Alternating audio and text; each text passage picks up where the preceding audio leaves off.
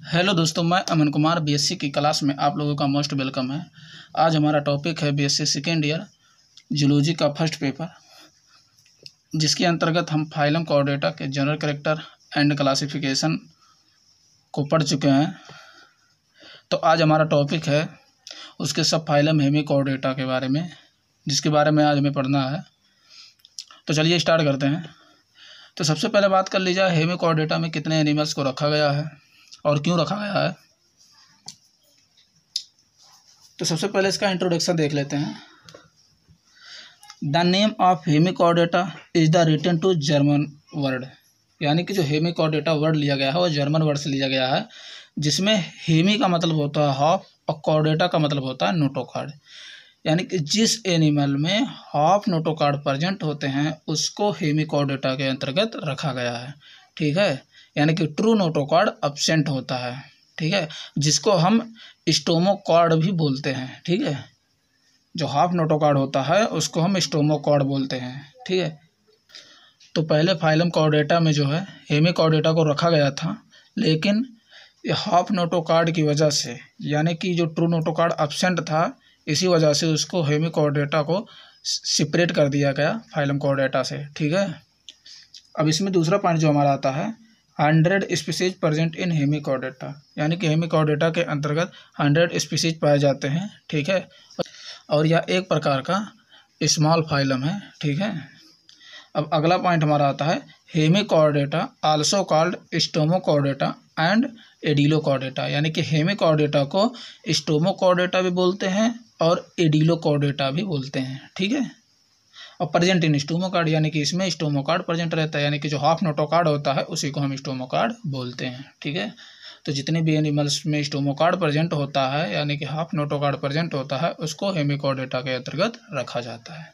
ठीक है, तो अब हम इसके जनरल कैरेक्टर की बात कर लेते हैं। ठीक है, तो इसमें सबसे पहला पॉइंट है they are marine and warm like, यानी कि जो हेमी कोऑर्डिनेट्स के एनिमल हैं वो मेराइन होते हैं, यानी कि समुद्रीय होते हैं, एंड वार्म लाइक, और वो वार्म लाइक होते हैं। ठीक है, और अगला पॉइंट हमारा है they mostly live in burrows and colonial और सोलिटरी, यानी कि ये ज़्यादातर एनिमल्स जो होते हैं बरो बना के रहते हैं, यानी कि यू शेप की एक बरो बना के रहते हैं। ठीक है, और ये कॉलोनियल यानी कि ग्रुप में रहना पसंद करते हैं, सोलिटरी और अकेले भी रहना पसंद करते हैं। ठीक है, और अगला पॉइंट हमारा है it is a body of bilaterally symmetry, यानी कि जो इनकी बॉडी होती है वो बाइलेटरली होती है, यानी कि हम कह सकते हैं कि इनकी बॉडी को दो बराबर भागों में डिवाइड किया जा सकता है। ठीक है, एंड ट्रिप्लोब्लास्टिक, और इनकी जो जर्म लेयर होती है वो ट्रिप्लोब्लास्टिक होती है, यानी कि तीनों जर्म लेयर पाए जाते हैं, जो एक्टोडर्म, मीजोडर्म एंड एंडोडर्म, यानी कि तीनों जर्म लेयर इसके अंतर्गत पाए जाते हैं। ठीक है,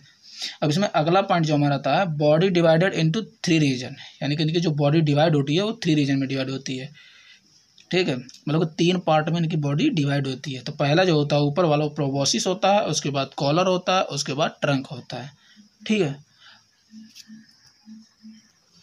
तो अब जो अगला पॉइंट हमारा आता है blood vascular system is a open type, यानी कि इसमें जो ब्लड वेस्कुलर सिस्टम होता है वो ओपन टाइप का होता है, यानी कि हम कह सकते हैं कि इनमें जो ब्लड का सर्कुलेशन होता है वो वेंस के थ्रू नहीं होता है, वो डायरेक्ट बॉडी में फ्लो होता है। ठीक है, और जो क्लोज टाइप का होता है उसमें वेंस के थ्रू होता है ब्लड का सर्कुलेशन।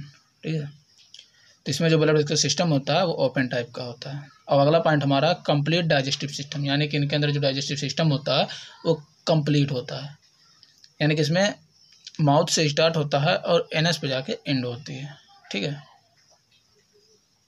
और अगला पॉइंट हमारा है रिस्पायरेशन अकर्स थ्रू गिल्स, यानी कि जो रिस्पायरेशन की प्रोसेस होती है वो गिल्स के थ्रू होती है। ठीक है, उसके बाद अगला पॉइंट हमारा है a primitive nervous system is present, यानी कि इसमें जो नर्वस सिस्टम प्रेजेंट होती है वो प्रिमिटिव टाइप की होती है, यानी कि सिंपलेस्ट टाइप की होती है। ठीक है, अब इसके बाद अगला पॉइंट हमारा है सेक्सेस आर सेपरेट या यूनिसेक्सुअल, यानी कि हम कह सकते हैं इसमें जो मेल बॉडी होती है और फीमेल बॉडी होती है दोनों अलग अलग होती है। ठीक है, और यूनाइटेड बाइसेक्सुअल, और यूनाइटेड भी होती है।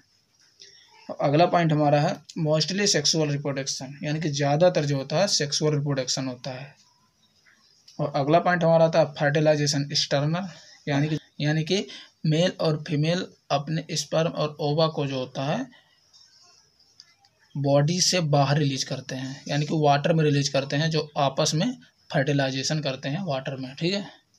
यानी कि जो मेल का स्पर्म होता है और फीमेल की जो ओवा होती है, उन दोनों को, वो दोनों जो होती है बॉडी के बाहर रिलीज करते हैं, यानी कि वाटर में रिलीज करते हैं, जिससे वहाँ पे आपस में फर्टिलाइजेशन हो जाता है, वाटर में फर्टिलाइजेशन होता है, ठीक है। एंड डेवलपमेंट मोस्टली इनडायरेक्ट, यानी कि जो इनका डेवलपमेंट होता है वो ज़्यादातर इनडायरेक्ट होता है, ठीक है। यानी कि इसमें जो होता है लार्वा स्टेज आता है, ठीक है, और जिसका नाम होता है टर्नेरियल लार्वा इन फाउंड, यानी कि इसमें टर्नेरियल लार्वा पाया जाता है। इसका एग्जाम्पल है ब्लेनोग्लासिस। तो ये हमारा हेमिकॉर्डेट्स के जनरल कैरेक्टर था। अगर वीडियो पसंद आई हो तो लाइक करें और चैनल को सब्सक्राइब करना ना भूलें। थैंक्स।